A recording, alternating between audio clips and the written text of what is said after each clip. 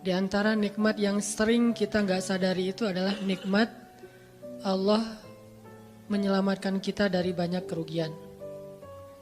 Kalau keuntungan kan kita tahu nih, karena wujud kan. Tapi kalau kerugian, kita seringnya nggak tahu karena tidak berwujud. Kalau berwujud, rugi. Kalau dihindarkan dari kerugian, pasti nggak akan ada wujudnya. Misalnya dihindarkan dari jatuh, berarti kan nggak ada lecetnya ya. Kalau lecet berarti jatuh. Kalau nggak lecet berarti nggak jadi jatuh. Nah ini berarti kan tidak berwujud. Karena nggak berwujud, seringnya kita nggak sadar kalau itu nikmat dari Allah. Tapi kita harus belajar yakin itu sering terjadi dalam hidup kita. Baik itu lecet fisik ataupun lecet hati. Berat. Karena kalau udah kerasa di hati kita kan berarti ada masalah nih. Kadang-kadang Allah menyelamatkan kita dari kekecewaan, dari marah, dari sakit hatinya. Itu kan tidak ada wujudnya karena kita diselamatkan. Tapi yakin bahwa sesungguhnya itu juga nikmat dari Allah. Makanya harus tetap bersyukur walaupun kita kadang gak bisa menghitung nikmat Allah. Karena emang gak mungkin menghitung nikmat Allah. Wa in ta'uddu ni'matallah. Gak mungkin kita bisa menghitung nikmat Allah. Gampangnya misalnya coba aja, ada nggak kita yang bisa ngitung jumlah tetes air hujan ketika turun hujan? Itu baru satu nikmat ya, hujan doang nih. Bisa nggak ngitung berapa tetes air hujan yang jatuh ketika kita lagi musim hujan? Atau sekali hujan aja nih, setengah jam berapa tetes? Nggak ada yang bisa ngitung. Itu aja nggak sanggup, apalagi nikmat-nikmat yang lebih besar.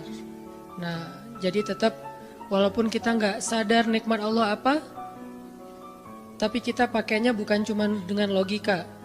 Hidup saya kayaknya gini-gini aja logikanya nih. Tapi kalau kita beriman sebetulnya nggak gini-gini aja. Hidup kita tuh harusnya lebih parah dari ini nih. Hidup kita tuh harusnya banyak masalah. Cuman sebagian besar masalah udah Allah hindarkan. Udah Allah selamatkan kita dari masalah-masalah itu. Cuman dikasih sebagian kecil sebagai pengingat buat kita. Kadang-kadang kalau nggak dikasih masalah sama sekali kita suka jauh dari Allah. Karena Allah kangen. Di antara hadis kangennya Allah kepada kita tuh, Allah kalau kangen kepada hambanya dikasih ujian. Hamba yang kayak gimana? Hamba yang kalau nggak dikasih ujian nggak deket sama Allah. Sehingga kalau Allah kangen sama kita, yang nggak deket sama Allah nih, suka lupa sama Allah, Allah kasih kita ujian. Tapi ujian yang dikasih juga ujian yang insya Allah masih ketahan sama kita. Karena Allah gak mau ngasih kita ujian yang mencelakai kita. Kalau itu terjadi namanya bukan ujian, tapi namanya azab. Dan insya Allah orang beriman gak dapat itu. Yang dapat kayak gitu tuh kelasnya udah kelas Firaun, Haman, Korun, Namrud ya. Abu Jahal, Abu Lahab itu kayak gitu tuh. Tapi kalau kelas orang muslim yang udah beriman cuman gak soleh-soleh amat, insya Allah yang dikasih bukan azab, yang dikasih adalah ujian. Kenapa? Allah kangen dengerin curhat kita di sepertiga malam. Allah kangen ngeliatin kita menangis dan manja kepada Allah. Allah kangen kita bangun tengah malam atau sepertiga malam berdoa kepada Allah. Allah kangen kita berdiri dan sujud dengan waktu yang lama. Kadang-kadang sujudnya setengah jam, saking lagi berserah diri kepada Allah. Allah kangen, makanya dikasih ujian dikit. Tapi ujian yang dikasih ke kita tuh sedikit dibandingkan yang Allah hindarkan dari kita. Tapi mana buktinya dihindarkan? Kalau ada buktinya namanya nggak dihindarkan. Kalau sudah wujud namanya kena. Kalau nggak kena pasti nggak ada wujudnya. Terus gimana kita tahu? Kita mungkin nggak tahu, tapi kita bisa meyakininya, iman. Makanya yang dipakai bukan hanya logika, tapi juga iman. Karena Allah Subhanahu wa taala menyelamatkan kita siang dan malam. Kulla yaumin huwa fi sya'n. Itu ayatnya. Kulla yaumin huwa fi sya'n. Setiap hari Allah sibuk menyelamatkan kita. Salah satu tafsir dari kalimat fi sya'nin adalah Allah sibuk menyelamatkan kita. Setiap hari kulla yaum. Sibuk menyelamatkan fulan-fulan, sebanyak jumlah manusia, sebanyak itulah yang Allah selamatkan. Bukan cuma mukmin, bahkan orang kafir juga kadang Allah selamatkan. Cuman di dunia, kalau di akhirat beda lagi ceritanya. Kalau di dunia, rahmat Allah semuanya dikasih. Baik kepada mukmin ataupun kepada yang tidak mukmin. Dikasih rahmat Allah di dunia, tapi di akhirat hanya berlaku bagi orang-orang yang beriman. Kenapa orang yang tidak beriman kok dikasih rahmat Allah di dunia? Karena di sisi Allah dunia itu kecil, gak terlalu berharga, makanya dikasih semuanya. Akhirat itu berharga, makanya dikasih buat yang Allah sayangi, yang Allah pilih doang, yaitu orang yang beriman. Jadi jangan sampai kita berpikir Allah tuh kayaknya gak fair, kok orang gak beriman dikasih rahmat di dunia? Karena dunia itu gak terlalu berharga di sisi Allah. Seandainya dunia itu ada harganya walaupun sebelah sayap nyamuk, gitu kan hadisnya, gak akan Allah kasih itu dunia kecuali kepada orang beriman. Tapi berhubung lebih ringan daripada sebelah sayap nyamuk, dikasih kepada semuanya. Ibaratnya kalau kita ngasih kayak ngasih lagi jalan gitu ya, naik angkot misalnya, naik angkot terus sama istri nih naik angkot berdua. Terus pas turun angkot, harga angkotnya tuh misalnya 3.000, udahlah kasih aja 5.000. Karena 2.000 yang kita kasih, nggak mungkin istri kita komplain. Kemarin aku minta nggak dikasih, nggak akan mungkin kan? Kenapa? Cuma 2.000. Tapi coba ngasih 100.000. Beda tuh. Karena dia sesuatu yang ringan, maka tidak perlu komplain. 2.000 doang, saya juga dikasih lebih dari itu. Harusnya kita sadar bahwa dunia itu 2.000-an. Dunia itu cuma 2.000-an. Nggak terlalu berharga lah. Walaupun tetap butuh, nggak berharga juga butuh. Sehingga ketika ada orang yang tidak beriman dikasih 2.000-an kayak gini, kita yang beriman jangan sirik. Mending saya nggak beriman kalau kayak gitu. Ternyata nggak beriman juga dapat tuh banyak. Nggak banyak, cuma 2.000-an. Dan kita mah dikasih lebih banyak dari itu. Cuman yang dilihat 2.000-nya, bukan yang ratusan ribunya. Ini artinya teman-teman, yuk kita tetap belajar bersyukur kepada Allah. Walaupun kita nggak sadar nikmat Allah itu apa. Kita nggak bisa ngitung dengan logika kita. La tuhsuha, nggak mungkin bisa dihitung dengan logika. Tapi kita masih punya logika iman. Yang kita yakin, kulla yaumin huwa fi sya'n. Setiap hari itu Allah ngasih nikmat buat kita. Setiap hari itu Allah menyelamatkan kita dari banyak masalah. Setiap hari. Bukan pernah tuh dulu gua nyelamatin lo. Enggak. Setiap hari diselamatin. Kita ada orang yang kadang-kadang nyelamatin kita dari satu musibah. Itu kan berjasa dan kita kayak ngingat seumur hidup kan ya. Dianggap kayak orang yang paling berjasa dalam hidup kita. Dulu hampir putus gara-gara dia gak jadi putus gitu. Nyambung lagi dalam bentuk yang halal misalkan ya. Berarti kan dia paling berjasa nih. Kalau gak gara-gara dia nih udah putus tuh. Kalau gak gara-gara dia udah cerai nih. Alhamdulillah gara-gara si fulan, gara-gara ustadz itu, gara-gara teman saya, gara-gara orang tua. Kita yang tadinya hampir bercerai, gak jadi bercerai kan dia berarti berjasa banget dalam hidup kita. Menyelamatkan rumah tangga. Allah menyelamatkan kita dari yang kayak gitu-gituan tuh kulla yaum, setiap hari. Kalau yang belum menikah, setiap hari Allah menyelamatkan kita dari zina. Apalagi kita hidup di zaman fitnah. Apalagi kita hidup di kota besar kayak di Bandung. Yang fitnahnya mungkin lebih besar daripada di desa. Dengan mudah kita bisa terjerumus ke dalam dunia-dunia yang kayak gituan. Mudah banget. Tapi setiap hari diselamatin. Besok diselamatin lagi, lusa diselamatin. Walaupun seringkali Allah pengen nyelamatin kita, kitanya aja yang kekeh gak mau diselamatin. Udah jatuh, Allah selamatkan dari apa? Dari makin terpuruk. Kadang-kadang kan jatuh ketiban tangga nih. Jatuh doang gak ketiban tangga. Allah selamatkan. Kalau gak diselamatkan 100%, minimal diselamatkan sebagiannya. Supaya kita gak benar-benar hancur. Itu sering.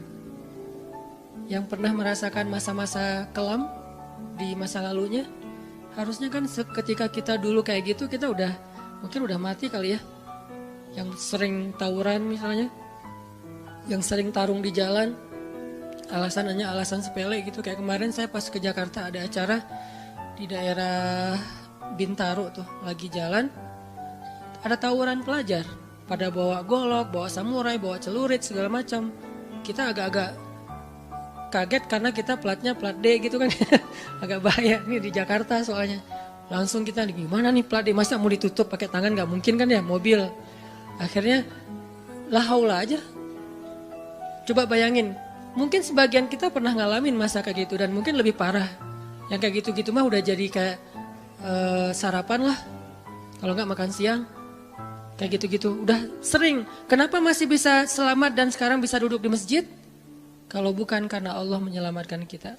Jadi kalau ada yang cerita ke saya itu tentang pengalaman masa lalunya yang luar biasa kelam, saya itu selalu bukan takjub ke dianya, takjub ke Allahnya. Bukan takjub karena dia bisa berhijrah, takjub karena Allah masih menyelamatkan dia dan menghijrahkan dia. Sehingga ketika dengar cerita kayak gitu, yang kita ucapkan adalah Masya Allah, Alhamdulillah. Bukan, wah hebat lo ya, dulu pernah bunuh orang, pernah ini, pernah semua dosa pernah gue lakuin dah. Itu gak perlu bangga, karena kalau dia gak diselamatin Allah, dulu udah celaka dengan dosa-dosa itu. Tapi karena Allah selamatkan, akhirnya dia diberi kesempatan. Bikin dosa dibiarin sama Allah. Bikin dosa dibiarin, bukan dibiarin berbuat dosa, dibiarin supaya dia kembali kepada Allah, dikasih kesempatan. Dan itu gak sehari, bertahun-tahun kan kita kayak gitu. Masih aja Allah biarin, masih Allah kasih kesempatan. Ini artinya teman-teman, benar kulla yaumin huwa fi sya'an. Setiap hari itu Allah selalu jagain kita. Setiap hari itu Allah selalu nyelamatin kita dari banyak masalah. Kalau yang udah nikah, mungkin di hari-hari pertama atau tahun-tahun pertama nih pengalaman pernikahan ya. Ya nggak apa-apa deh. Sedikit lah ya, saya mah nggak terlalu berpengalaman. Ada yang lebih berpengalaman dari saya lah ya. Ada sedikit pengalaman. Biasanya orang yang baru nikah ujiannya itu 3 tahun pertama. Kalau dia bisa ngelewatin masa 3 tahun pertama, insya Allah agak lebih mudah ke depannya. 3 tahun pertama ini paling berat. Apalagi kalau dia nikahnya, alhamdulillah gak pacaran. Kalau pacaran kan ujiannya udah sebelum nikah udah banyak ujian ya. Pas udah nikah ya udah selesai. Bukan udah selesai ujiannya, udah gak ada yang perlu udah hambar aja. Udah plain ya. Pernah gitu Ustaz? Enggak sih. Untung ya, untung. Alhamdulillah gak pakai pacaran. Soalnya yang pacaran diputusin melulu. Jadi yang udah pacaran lama, pas udah nikah, kita mau ngapain lagi ya? Kayaknya udah semua ya. Oh iya, udah semua. Bulan madu dari dulu juga udah sering. Kan udah agak-agak plain gitu kan. Tapi kalau yang belum nikah, belum pacaran, nikah nih. Jadi kayak benar-benar baru pacaran, cuman ada konsekuensi lain yang mungkin ini jadi kayak semacam ujian lah biar sabar. Masa-masa adaptasi, masa-masa saling mulai mengerti, oh ternyata kamu tuh kayak gini dan segala macam. Apalagi kalau baru nikah langsung LDRan kan berat banget tuh. Nikah LDRan, pacaran LDRan aja berat. Bener gak sih? Nggak ngaku Pacaran LDRan aja berat, apalagi nikah LDRan. Kenapa? Pacaran itu kan masih banyak pantangan. Nikah kan udah masih banyak ibadahnya. Tapi nggak boleh ibadah, coba gimana?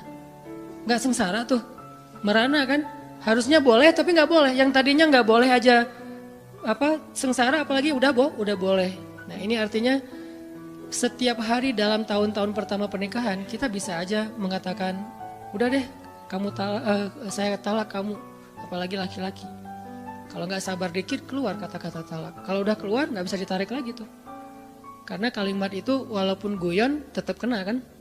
Guyon aja kena apalagi serius. Enggak usah, saya waktu itu lagi dikuasai amarah. Emang ada yang cerai dalam keadaan nyaman?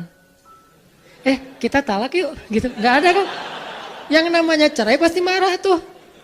Jadi nggak ada istilah gara-gara marah terus talaknya nggak berlaku, nggak. Maksud marah yang nggak berlaku talak itu kalau sampai hilang akal. Tapi rata-rata kita masih berakal sih walaupun marah juga. Karena ada orang yang marah tuh kemudian dia jadi kayak orang yang gila gitu gara-gara marahnya itu hilang akal. Tapi kalau masih berakal, masih mukallaf, masih bisa berpikir, ya namanya cerai nggak ada yang nggak marah. Yang namanya cerai pasti marah. Say, apa? Aku talak kamu. Gak ada. Udah talak manggilnya say. Udah gitu pakai emoticon yang love gitu. Tapi talak kan agak-agak klise ya. Gak ada. Pasti emoticonnya tuh berderai-derai atau hatinya terbelah kan gitu kan ya. Lagi rame soalnya tuh yang kayak gitu-gitu. Ini artinya bahwa yang namanya talak gak ada nyamannya. Pasti lagi marah. Dan tetap berlaku teman-teman. Kalau nggak Allah membimbing lisan kita, mungkin hari kedua udah talak tuh. Kalau Allah nggak membimbing hati kita, mungkin bulan pertama udah talak. Berarti kulla yaumin huwa fi sya'an. Sebetulnya kalau dengan logika iman, harusnya kita yakin setiap hari itu Allah pasti nyelamatin kita setiap hari. Cuman karena udah diselamatin jadi nggak ketahuan. Kalau nggak diselamatin ketahuan. Tadi mau jatuh di jalan nih, naik motor nih, mau keserempet harusnya jatuh, tapi nggak jadi keserempet. Atau keserempet dikit nggak jatuh, kan kita suka lupa kalau kayak gitu kan ya. Kalau udah jatuh baru ingat, kan saya tadi udah baca bismillah, kenapa masih jatuh, gitu kan. Tapi kalau nggak jatuh, kita lupa bahwa ternyata perjalanan kita itu dilindungi oleh Allah, sehingga kalau udah sampai bilang alhamdulillah. Jadi banyak yang kita nggak bisa ngitung, karena memang tidak terjadi. Kenapa nggak terjadi? Allah yang menyelamatkan kita. Kulla yaumin huwa fi sya'an. Sehingga tetap walaupun mungkin kita nggak ngerasain, bilang aja alhamdulillah, alhamdulillah setiap hari aja gitu. Karena nggak ada ruginya juga kita ngomongin alhamdulillah. Satu-satunya kata atau nama yang nggak rugi disebut cuma nama Allah. Dan satu-satunya nama yang rugi kalau disebut nama mantan. Itu nggak enak banget nyebutnya. Kadang-kadang lagi ngobrol sama temen atau lagi kenalan di dalam kampus nih ya, atau kelas anak baru ceritanya. Kan kenalan nih, dipanggil nama sama guru satu-satu. Pas ada satu nama misalnya namanya siapa gitu kan ya. Kita sendiri yang pas nama itu disebut langsung meriang. Lah kamu kenapa? Itu nama mantan saya bu. Kan suka gitu ya. Sampai ada nama jalan bisa buat dia kegeeran sendiri. Saya pernah di Masjidil Haram ada salah satu nama gate. Nama gate tuh, bukan gate Masjidil Haram ya. Kalau gate Masjidil Haram semuanya nama cowok. Kan gak mungkin saya punya mantan cowok kan. Salah satu gate di hotel lah. Itu namanya tuh nama, pokoknya gak usah disebut, ketahuan ntar. Di stalking lagi ya. Ada salah satu gate di hotel besar kayak Zamzam Tower gitu. Gate-nya tuh namanya nama seseorang. Pas ngeliat tuh, hah, gitu doang. Coba bayangin, nama aja bisa bikin kita calangap. Nama, coba. Jadi satu-satunya nama yang kalau disebut itu bikin kita nggak nyaman, itu nama muatan. Dan satu-satunya nama yang kalau disebut bikin kita dapat kebaikan, cuma nama Allah Subhanahu Wa Taala. Setelah itu baru nama Muhammad SAW. Makanya nggak ada ruginya lah bilang Bismillah, Innalillah, Astagfirullah, Masya Allah, Subhanallah dan segala macam yang ada kata Allahnya. Sehingga Nabi bilang segala sesuatu yang di dalamnya ada nama Allah maka diberkahi. Dan segala sesuatu yang di dalamnya tidak ada nama Allah maka tercabutlah kebaikannya. Jadi nggak ada rugi. Sehingga sampai nama orang aja yang paling baik itu adalah Abdullah sama Abdurrahman.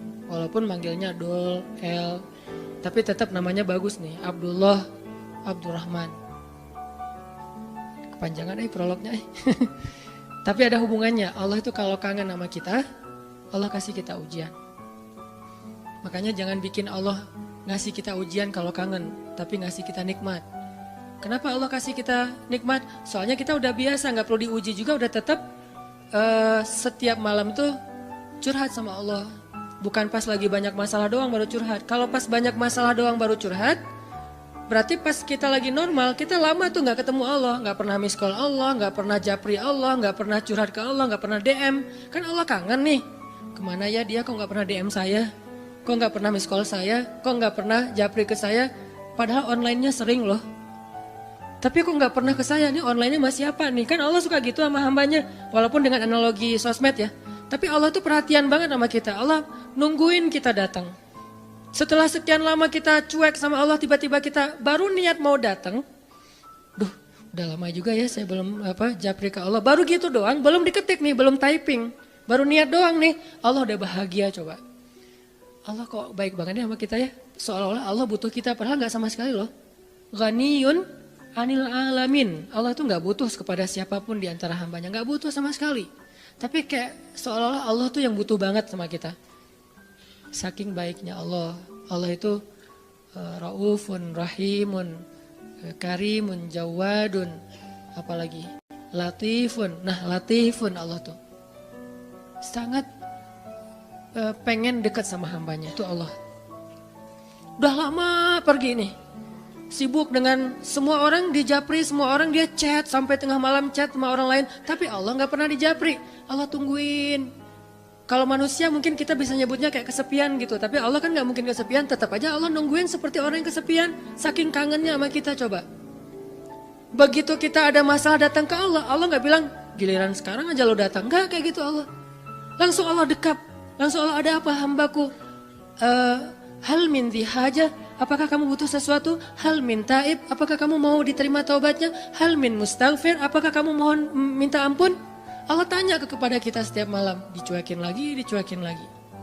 Datang Allah ke langit dunia.